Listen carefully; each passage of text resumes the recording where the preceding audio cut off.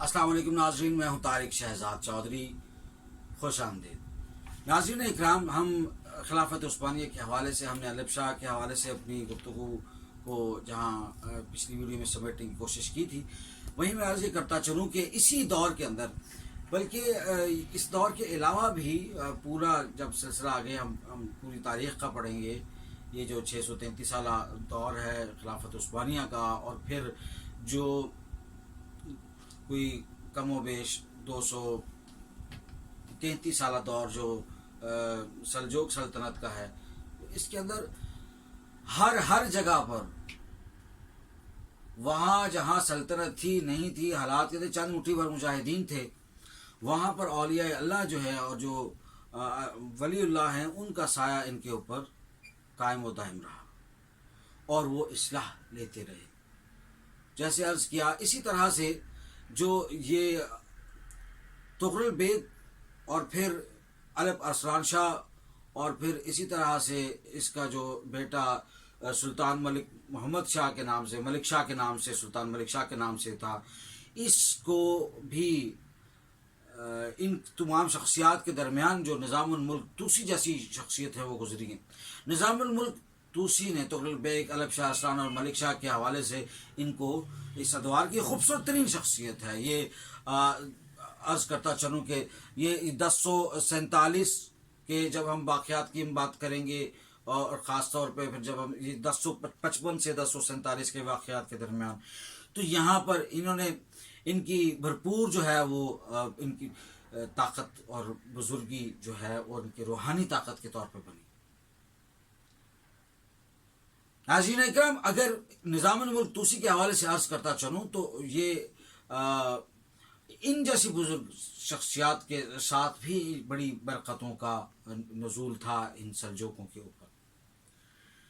हिकमत और दानाई, सल्जूक सल्तनत का क़याम को इस्तेहकाम देना, ये निज़ामुल मुल्क तूसी जैसी सूफ़ी मंश और मुराक़बा पसंद और अलग थलग सोच रखने वाली, अपने आप को दीन इस्लाम का प्रचार करने वाली और गलबा हासिल करने वाली सोच जो है वो निज़ामुल मुल्क तूसी के यहाँ पाई जाती थी।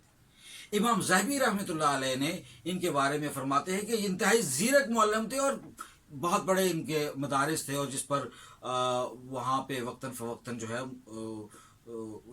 जाते थे। बगदाद, निशापुर और तूस तक इनके वो मदारिस फैले हुए थे, और उन मदारिस के अंदर जो तालीम दी जाती थी वो गैर रिवायती भी थी, कुरान, सुन्ना, हदीस और फ़िक़्ह, और वहाँ से अगली नस्ल के लोग पैदा हुए और उन्होंने वज़ाइफ मुकर्रर किए हुए थे।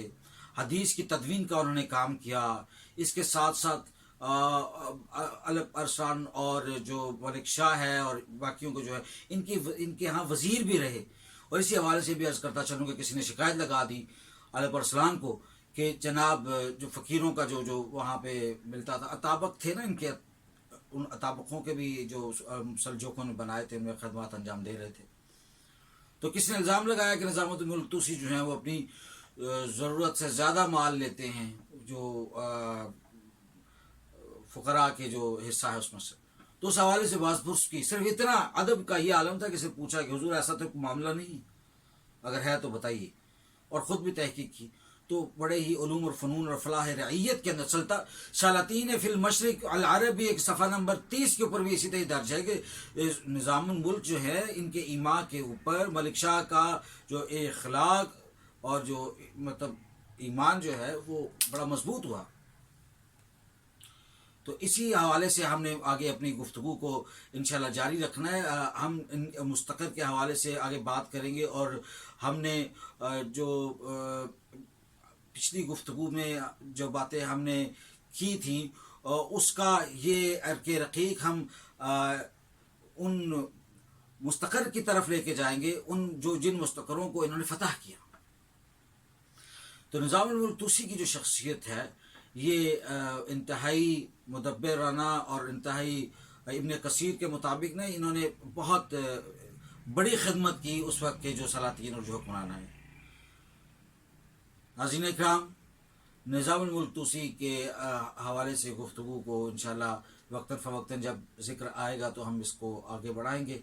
آج تک کے لیے اتنا ہی کافی. بہت شکریہ.